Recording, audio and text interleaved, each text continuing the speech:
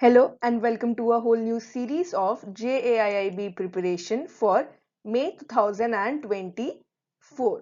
तो इस बार हम लोग का एग्जाम होगा 2024 मई में और उसकी रजिस्ट्रेशन ऑलमोस्ट स्टार्ट हो जाने चाहिए in the month of March. लेकिन आपकी प्रिपरेशन अगर आप क्रैक करना चाहते हैं चारों पेपर्स एक बार में in your first attempt then it should start from today itself. अब कई लोग ये सोचते हैं कि एक बार रजिस्ट्रेशन हो जाएगा उसके बाद हम प्रिपरेशन स्टार्ट करेंगे, पर क्या ये पॉसिबल है? ये बहुत ही मुश्किल होता है क्योंकि आपको कवर करने हैं चार पेपर्स, चार लेंदी पेपर्स, जिसके लिए एटलीस्ट 4 महीने चाहिए, 1 मंथ फॉर ईच पेपर। जैसे कि पीपीबी है, आईईआईएफएस है, एएफएम है, ये सारी ही चीजें बहुत टफ होती हैं। अगर आप सोचे कि नहीं हम इसको बस 1 या 1.5 महीने के टाइम में, जो कि रजिस्ट्रेशन के बाद बच जाता है, तब प्रिपरेशन करें तो अगर आप चाहते हैं कि आप स्कोर करो 60 प्लस, तो उसके लिए आपको आज से अभी से प्रिपरेशन स्टार्ट करनी होगी। इसके लिए कुछ सिंपल फंडे हैं। सबसे इंपॉर्टेंट है कि आप प्रैक्टिस करो कुछ इंपॉर्टेंट एमसीक्यूज।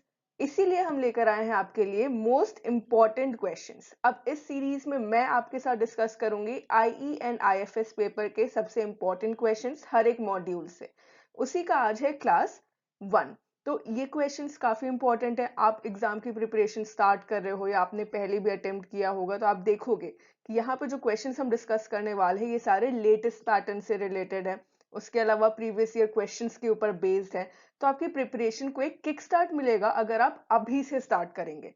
सो एक भी सेशन मिस मत कीजिएगा। अभी सब्सक्राइब कर लीजिए यूट्यूब चैनल को and let us start with the first question for today. All right, so the first question is identify the correct statements about global GDP contribution of India and China in the historical context। तो पहले इस question को समझने की कोशिश करते हैं। ये क्वेश्चन डायरेक्ट क्वेश्चन नहीं है, यहाँ पे हमको कुछ स्टेटमेंट्स दिए हैं। इन स्टेटमेंट से हमें फिर सिलेक्ट करने हैं कौन सा ऑप्शन सही है फ्रॉम ABCD, मतलब कौन से स्टेटमेंट सही हैं। ये एक मल्टीपल सिलेक्शन क्वेश्चन है। अब यहाँ पे मार्क कर लो एक important topic, Angus Maddison database. तो इस टॉपिक से जो हमको कुछ डेटा मिलता है 1000 एडी का, 1600, 18th century, British colonisation, India का ग्लोबल जीडीपी में ट्रेड में कितना शेयर था, इससे क्वेश्चंस डायरेक्टली भी आ सकते हैं, प्लस इस तरीके के मल्टीपल सिलेक्शन भी आ सकते हैं। तो ये वेरी इंपॉर्टेंट कैटेगरी में आता है। तो यहाँ पे जो भी हम डेटा डिस्कस करने वाले हैं उसको नोट कर लेना, क्योंकि केवल आंसर नहीं याद रखना है, इससे हम कई सारे क्वेश्चन सॉल्व कर सकते हैं। Right, so first statement, in 1000 AD, India and China together contributed more than 50% to global GDP। इसको नोट कर लो, more than 50% करेक्ट, 52% साथ में ये कंट्रीब्यूट करते थे ग्लोबल जीडीपी का। फिर उसके बाद हमको डेटा मिलता है 1600 AD में India's contribution to global GDP surpass that of China. तो 1600 का हमारे पास जो डेटा है उसके अकॉर्डिंग चाइना का कंट्रीब्यूशन था 29%, इंडिया का था 23%। तो सरपास का मतलब क्या होता है? मोर। तो मोर तो नहीं है, इंडिया का तो कम है, तो ये स्टेटमेंट क्या हो गया? ये गलत हो गया। Then third statement, in the 18th century China GDP decline while India's increase. This is correct, China का कम हुआ था, इंडिया का 23% से इंक्रीज होके हो गया था 24.4%। And then by 1820 due to British colonisation India share in global GDP increase significantly. तो ये स्टेटमेंट गलत है। ये तो हमको अच्छे से पता है ना, जब ब्रिटिशर्स आए थे, कॉलोनाइजेशन हुआ, तो उसके बाद जीडीपी इंडिया का कम हो गया था। ये कम होके कुछ अराउंड 16% रह गया था, उसके बाद डिक्लाइन ही करता गया, बहुत कम होता गया। तो कौन से स्टेटमेंट्स हमारे पास सही हैं? 1 and 3, so option D 1 and 3 only. तो इस तरीके से तो ये सारे डेटा हमने जो जो डिस्कस किए हैं इसको नोट कर लो। इससे और भी तरीके के क्वेश्चंस आ सकते हैं, उसको भी सॉल्व करने की कोशिश करना। सो एंगस मेडिसिन डेटाबेस ये वेरी इंपॉर्टेंट टॉपिक है। चलो next question. Okay, so next question. As per the World Bank income classifications, which statements are true regarding India's economy? So World Bank एक इंटरनेशनल ऑर्गेनाइजेशन है, ये कई सारे reports देता है, उसी तरीके से ये देता है जो पर कैपिटा इनकम होता है। पर कैपिटा इनकम की अगर आपको मीनिंग देखनी है तो इसके लिए एक और वीडियो है जो कि यूट्यूब पे अवेलेबल है, आप उसको देख सकते हो। तो यहाँ पे कौन से स्टेटमेंट्स करेक्ट है? तो 4 कैटेगराइजेशन है जो कि वर्ल्ड बैंक देता है। वो देता है लोअर इनकम कैटेगरी, फिर उसके बाद लोअर मिडिल इनकम कैटेगरी, फिर अपर मिडिल इनकम कैटेगरी और higher income. So India is classified as a lower middle income economy. ये statement correct है. Second, India's per capita income as of 2019 was $1891, $1891 in 2019. तो हमारे पास जो data available है उसके according ये स्टेटमेंट भी सही है. Third, India falls under the high income economy category. नहीं, इंडिया हाई इनकम में नहीं आता है. इंडिया किस में आता है? वो आता है लोअर मिडिल इनकम कैटेगरी में. India comes under this category, lower middle income, यानी कि सेकेंड कैटेगरी. तो ये गलत हो गया. And fourth, countries with a PCI between $996 and $3,895 are classified as upper middle. तो ये अपर मिडिल में नहीं होती है, ये लोअर मिडिल इनकम इकोनॉमीज के अंदर आती हैं. तो बहुत डिटेल में इस टॉपिक को नहीं जाना है, बस इतना ही जितना कि हमको दिया गया है हम लोग के स्टडी मटेरियल में. सो उसके अकॉर्डिंग ऑप्शन ए 1 एंड 2 ये दोनों ठीक है. वर्ल्ड बैंक का क्लासिफिकेशन याद कर लेना है, इंडिया कौन सी कैटेगरी में आता है ये चीजें याद कर लेनी है. ठीक है, चलो next. Okay, let's see the question.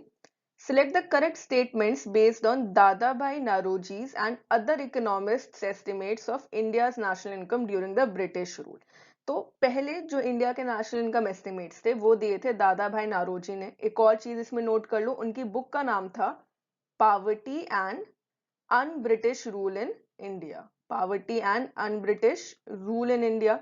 This was for the year 1867 1868. उन्होंने इसके अकॉर्डिंग दिए थे नेशनल इनकम एस्टिमेट्स इंडिया के लिए. सो जो डेटा था उसके अलावा और भी कुछ इकोनॉमिस्ट्स थे, उन्होंने भी अपना डेटा दिया था. कई सारे इकोनॉमिस्ट थे. एक तो हम लोग ने एंगस मेडिसन देखे, उसके अलावा William Digby, then Findlay Shirras, VKRV Rao, इन सब ने भी डेटा दिए थे. So now let us move on to the statements. First, British India's national income in 1867-1868 was estimated to be rupees 340 crore. तो ये दादा भाई नारोजी की बुक से है and this is the correct statement. 340 crore पे ब्रिटिश इंडियाज नेशनल इनकम दी गई थी इस टाइम पे उनके एस्टिमेट्स के according. Then second, the per capita income in 1947 was estimated to be less than 100 per year. तो लेस देन 100 पर ईयर नहीं था, इसको एस्टिमेट किया गया था 1947 का मतलब उस टाइम के प्राइसेस के बेसिस पे. So this was around 250 rupees 250 per year. ठीक है, लेस देन 100 पर ईयर नहीं था. सो ये स्टेटमेंट गलत हो गया और थर्ड स्टेटमेंट सही हो गया. मतलब 1948-49 प्राइसेस में ये था 250 by the year 1947. And there were significant discrepancies in the estimates of different economists. तो ये भी गलत है. कई सारे इकोनॉमिस्ट ने जो अपने एस्टिमेट्स दिए थे, चाहे वो दादा भाई नारोजी के हों, VKRV राव के हों, ऑलमोस्ट ये सेम थे. इसी के अराउंड थोड़े बहुत डिफरेंस से ये सारे एक जैसे ही एस्टिमेट्स हमको देखने को मिले थे. सो 1 एंड 3 ये स्टेटमेंट जो है वो सही हो जाएंगे. So what we have is option C 1 and 3. This is the correct answer. तो ऑल भी एस्टिमेट्स आप देख लीजिएगा जो कि आपको बुक्स में दिए हुए हैं, जैसे कि 1867-68 में जो पर कैपिटा इनकम दादा भाई नारोजी ने दी थी दैट वाज ₹20 पर एनम उस टाइम पे. उसके अलावा कर्जन ने प्रोजेक्ट किया था पर कैपिटा इनकम एस्टिमेट्स, ये भी कुछ 148 के आसपास में थे 1948-49 प्राइसेस पे. तो ये सारी चीजें आप देख लीजिएगा. ये सारा जो भी मटेरियल है, ये जो भी स्टडी मटेरियल है, ये आपको ऐप पे भी मिल जाएगा. ठीक है, चलो next question. Next question, what was the mechanism of wealth drain from India to Britain as described by British philosophers and Indian nationalists? So सबसे पहले जो wealth drain या drain of wealth का जो concept था, ये भी हमको दादा भाई नारोजी ने ही दिया था. उनके अकॉर्डिंग क्या हो रहा था, जो इंडिया की वेल्थ थी वो कंप्लीटली ड्रेन हो रही थी. It was moving out from India to Britain. तो यहाँ पे पूछा गया है कि किस तरीके से ये वेल्थ ड्रेन हो रहा था. So first option is through remittances, home charges and transfer of revenue. Second, by direct investment in Indian industries. Third, through the equitable exchange of goods and services. And fourth, by promoting Indian exports globally. तो पहले हम लोग इसमें क्या कर सकते हैं, हम लोग सीधा सीधा एलिमिनेट कर सकते हैं. क्या ब्रिटिशर्स ने इंडियन इंडस्ट्रीज में इन्वेस्ट किया था? नहीं. यहाँ पे फॉलो किया गया था डी इंडस्ट्रियलाइजेशन का फॉर्मूला. फिर equitable exchange of goods and service बिल्कुल भी नहीं था. यूनिलेटरल ट्रेड था, मतलब कि इंडिया से क्या हो रहा था, सारा चीप रॉ मटेरियल बाहर जा रहा था और फिनिश्ड प्रोडक्ट्स केवल अंदर आ रहे थे। And then promoting Indian exports globally, नहीं, एक्सपोर्ट्स इंडिया में नहीं था, केवल इंपोर्ट किया जा रहा था जो फिनिश्ड प्रोडक्ट्स थे ब्रिटिश के। ठीक है, सो क्या सही हो गया? Option A, through remittances, home charges and transfer of revenue. कुछ भी इंडिया के फेवर में नहीं था, ये सारे जो भी वेल्थ थी वो रेमिटेंसेस, रेमिटेंसेस क्या होते हैं? वन वे ट्रांसफर होते हैं, गिफ्ट्स एंड ग्रांट्स के फॉर्म में होते हैं। Home charges, transfer of revenue. So wealth drain, option A is the correct answer. Moving on. Right. So this question says regarding the labor market in India during COVID-19 pandemic. तो labour market के according पूछा गया, केवल labour market के लिए कोविड-19 pandemic में India का क्या सिनेरियो था? Statements again, there was a severe decline in the labor market during the first wave. First wave, 3 waves हम लोग को देखने को मिलती हैं, उसका फर्स्ट वेव में सिवियर डिक्लाइन था, yes correct. Second, unemployment reached N all time high during the pandemic, इसी की वजह से सिवियर डिक्लाइन देखने को मिला था। कई सारे जॉब लॉसेस देखने को मिले थे, अनऑर्गेनाइज सेक्टर हो, ऑर्गेनाइज सेक्टर हो, हमको देखने को मिला था अनएम्प्लॉयमेंट इंक्रीज हो गया था। So this is also right. Third, the second and third waves had a greater impact on the labor market than the first wave. अब ये स्टेटमेंट गलत है। यहाँ पे क्या था, जो फर्स्ट वेव है उसमें एकदम से डिक्लाइन देखने को मिला था। सो सेकेंड और थर्ड वेव में कम था, फर्स्ट में ज्यादा था। And reverse migration during the first wave increase demand for MNREGA employment in rural areas. Reverse migration क्या होता है? जो लोग माइग्रेट करके अर्बन एरिया में आए थे, जो रूरल से माइग्रेट करके अर्बन एरिया में आए थे for the search of better job opportunities, वो वापस चले गए थे एंड इसकी वजह से उनको अपने रूरल एरिया में ज्यादा जॉब की डिमांड हुई थी, तो फिर वो मनरेगा पे ज्यादा प्रेशर था। So this is also correct. So the correct statements are 1, 2 and 4। तो ये हमारा करेक्ट ऑप्शन है। अब इसमें कई सारा डेटा आपको देखने को मिलेगा, पर वो सारा डेटा ना ही हम लोग को याद करना पॉसिबल है, ना ही वो वाइबल है। ये कुछ फैक्ट्स हैं, इन फैक्ट्स को अगर आप याद कर लोगे तो भी आप क्वेश्चन इजीली सॉल्व कर सकते हो। ठीक है, सो लेबर मार्केट के अकॉर्डिंग ये फैक्ट्स आप याद कर लो। ठीक है, next. So this question says regarding the secondary sector of an economy, which of the following statements are true? अब ये कुछ ऐसे क्वेश्चंस है जो इंपॉर्टेंट है, प्लस स्कोरिंग भी बहुत है, क्योंकि बेसिक है। प्राइमरी, सेकेंडरी, टर्शरी सेक्टर के बारे में हम सबको पता है, तो अगर हम लोग ध्यान से इस क्वेश्चन को करेंगे तो इजीली स्कोर कर सकते हैं। स्टेटमेंट्स क्या है? It encompasses all the economic activities related to the extraction of natural resources. Secondary sector या फिर जो हम लोग का इंडस्ट्री सेक्टर होता है, उसमें एक्सट्रैक्शन की बात नहीं होती है, यूज की बात होती है। हम लोग नेचुरल रिसोर्सेज या रॉ मटेरियल को यूज करके फिनिश प्रोडक्ट बनाते हैं, राइट। सो ये statement, this is incorrect. Then manufacturing a subsector is a significant employer in western developed economies, yes this is correct. मतलब कि मैन्युफैक्चरिंग एक सब सेक्टर है। अब इंडस्ट्रियल सेक्टर के अंदर काफी सारी चीजें आती हैं, मैन्युफैक्चरिंग आती है, माइनिंग एंड क्वेरिंग आती है, वाटर सप्लाई, यूटिलिटी सर्विसेज, ये सारी चीजें, construction. So definitely manufacturing, it plays a very important part. फिर this sector is often referred to as the industrial sector, हमने already discuss किया, क्योंकि इसमें सारी major industries आती हैं, चाहे वो small sector हो, large sector हो. And fourth, it includes the high level decision making activities in government and corporate sector. तो ये statement ये correct नहीं है, this is incorrect. ये किसके अंदर आता है? ये आता है क्विनरी के अंदर। हम लोगों ने क्विनरी और क्वार्टरनरी, ये दो नए सेक्टर्स के बारे में पढ़ा है ना, तो ये क्विनरी में आता है, हाई लेवल डिसीजन मेकिंग। सो इंडस्ट्रियल सेक्टर में हमको और भी क्या चीजें देखनी है? जो ग्रॉस वैल्यू एडेड है उसमें कितना कंट्रीब्यूशन रहता है, इंडिया में कितने फेजेस में डेवलप हुआ है, 4 फेजेस में डेवलप हुआ है। ठीक है, तो ये सारी चीजें हैं जो आपको याद रखनी है। So the correct answer here is option B, 2 and 3, second and third statement are correct. तो एग्रीकल्चरल कमोडिटीज के बाद, एग्रीकल्चर के बाद पहले एग्रीकल्चर में सबसे ज्यादा कंट्रीब्यूशन था, वो धीरे धीरे कम होता गया और इंडस्ट्री या सेकेंडरी सेक्टर का बढ़ता गया। ठीक है, तो ये फैक्ट्स आपको याद रखने हैं। ठीक है, right answer is option B. Next question, What are the characteristics of quaternary and quinary sectors? अब ये भी वेरी इंपॉर्टेंट टॉपिक में रख लो। प्राइमरी, सेकेंडरी एंड टर्शरी तो अब जो हो गए थोड़े सिंपल कैटेगरी में आ गए, ये थोड़े नए हैं, इसीलिए इन दोनों सेक्टर से क्वेश्चन आने के चांसेस भी ज्यादा हैं। तो मेन कैरेक्टरिस्टिक्स क्या है? Quaternary sector is mainly involve in agriculture and fishing, नहीं, ये तो प्राइमरी सेक्टर का काम होता है, तो ये स्टेटमेंट गलत हो गया। Second, quinary sector includes high level decision making, yes, this sector is actually known as the brain behind an economy is working। तो कंपनी के जो एग्जीक्यूटिव्स होते हैं या फिर गवर्नमेंट ऑफिशियल्स होते हैं या फिर साइंटिस्ट होते हैं, लीगल एडवाइजर, जो मेनली डिसीजन मेकिंग का काम करते हैं, वो सारे क्विनरी सेक्टर में आते हैं। इसको एक और चीज यहाँ बोली जाती है, where the key choices are made, right. तो ये स्टेटमेंट सही है। Third is the quaternary sector involves activities related to education, research and development, this is also right. इसको नॉलेज सेक्टर भी कहा जाता है।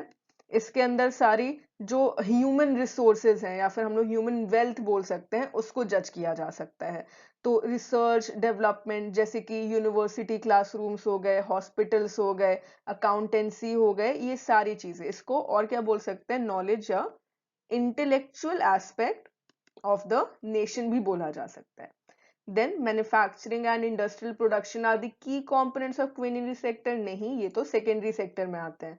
क्विनरी सेक्टर के अंदर क्या क्या आएंगे, जो भी कॉर्पोरेट की हम लोग बात करें, corporate sector, government sector, decision making body. So option B 2 and 3, option B 2 and 3, ये दोनों स्टेटमेंट सही हैं। इसको डेफिनेटली बाय हार्ट याद कर लो, क्या कैरेक्टरिस्टिक्स हैं, डिफरेंसेस के फॉर्म में भी क्वेश्चन पूछा जा सकता है, ठीक है। So 2 and 3 are the correct statements here. The next question is identify the correct pairings of revolutions with their focus areas and associated personalities। तो ये भी बहुत इंपॉर्टेंट है, एक प्रॉपर लिस्ट है जो कि आपके पास स्टडी मटेरियल में अवेलेबल है, जिसमें जो रेवोल्यूशन है वो किस एरिया में था, प्लस उसके प्रोपोनेंट या फादर ऑफ द रेवोल्यूशन वो कौन है। सो हमारे पास दिया है green revolution, agriculture, MS Swaminathan, ये हम सबको पता है, बहुत बेसिक है, this is correct. Second, white revolution, pharmaceuticals, Verghese Kurien. अब देखिए, व्हाइट रेवोल्यूशन फार्मास्यूटिकल्स के लिए नहीं था, ये तो मिल्क के लिए था ना, मिल्क एंड मिल्क प्रोडक्ट्स के लिए था, राइट, तो ये वाला गलत हो गया। Blue revolution, fish and aqua, Arun Krishnan, this is also correct. And golden revolution, fruits, honey, horticulture, निरपक, तो तेज, ये भी ठीक है, ठीक है। तो कौन कौन से ठीक हो गए, हमारे पास 1, 3 and 4 are correct, so option C. ये वाला गलत है, व्हाइट रेवोल्यूशन मिल्क और मिल्क प्रोडक्ट्स के लिए है, राइट। तो इसको लिस्ट जो आपको अवेलेबल है आपके स्टडी मटेरियल में, उसको अच्छे से देखिएगा। सारे अगर नहीं भी याद होते तो एटलीस्ट फील्ड तो हमें याद हो सकती है, अगर फादर्स या फिर प्रोपोनेंट्स नहीं याद है तो फील्ड हमें याद हो सकती है, ठीक है। तो ये एटलीस्ट याद कर लीजिएगा जो जो इम्पोर्टेंट है, ये तो इम्पोर्टेंट है ही जो यहाँ पे है, और भी जो लिस्ट है उसको भी एक बार ठीक से देख लीजिएगा, राइट, ठीक है। Moving on. Okay, so the next question is, how has the contribution of agriculture sector to India's GDP changed over time? ये भी प्रॉपर किस तरीके से एग्रीकल्चर, मैन्युफैक्चरिंग, सर्विसेज सेक्टर का 1950 से लेके 2020, 21 या और लेटेस्ट किस तरीके से वो चेंज हुआ है, इसका डेटा हमारे पास है, उसको देख के ये क्वेश्चन दिया गया है। It increase from 51.8%। अब देखिए यहीं पर रुक जाइए, एग्रीकल्चर सेक्टर का जीडीपी कंट्रीब्यूशन जो है ये तो डिक्रीज हुआ है, इंक्रीज तो हुआ ही नहीं है। बाकी सेक्टर्स, चाहे हम लोग मैन्युफैक्चरिंग की बात करें या फिर सर्विसेज की बात करें, लेकिन एग्रीकल्चर का एम्प्लॉयमेंट अभी भी हाईएस्ट है, पर जीडीपी कंट्रीब्यूशन डिक्रीज होके अभी सबसे कम हो गया है, ठीक है। सो ये स्टेटमेंट इनकरेक्ट हो गया। It decrease consistently over the decades, yes, consistently मतलब कॉन्टिन्यूसली, ऐसा नहीं हुआ है कि इंक्रीज हुआ डिक्रीज हुआ, नहीं, continuously वो decrease होता गया है, so this is right. It was around 18% in 2019-20 and 2020-21, yes, 50% से भी ज्यादा था 50s में, लेकिन अब अगर हम लोग बात कर रहे हैं तो आज के टाइम पे ये 18% उससे भी कम रह गया है, ठीक है। so this is correct. Fourth, it was the dominant sector in terms of GDP contribution until the 1990s. अब देखिए, until 1990s dominant sector GDP contribution में कौन था, सर्विसेज। अब क्या हुआ था कि एग्रीकल्चर सेक्टर का डोमिनेंस कम होता गया था और सर्विसेज सेक्टर का क्या हो गया, तो उसकी सुप्रीमेसी इंक्रीज होना शुरू हो गई थी। So this is incorrect. Correct statements are option B 2 and 3, ठीक है। तो ये भी कुछ बहुत डेटा अगर नहीं भी याद है तो भी हम लोग बेसिक फैक्ट्स अगर याद रखेंगे ना, तो भी हमको आसानी से इसको आंसर किया जा सकता है। Okay, next question. Okay, according to NCEUS, this is National Commission for enterprises in the unorganized sector. तो ये definition देता है unorganized sector की. According to that, unorganized sector does not include. Options are private enterprises owned by individuals or households, enterprises operating on a proprietary or partnership basis, enterprises with more than 10 total workers, unincorporated private enterprises engaged in goods and services sale. तो बाकी सारे options तो ठीक हैं, लेकिन option C यहाँ पे more than नहीं, फ्यूअर देन 10 टोटल वर्कर्स की बात की गई है.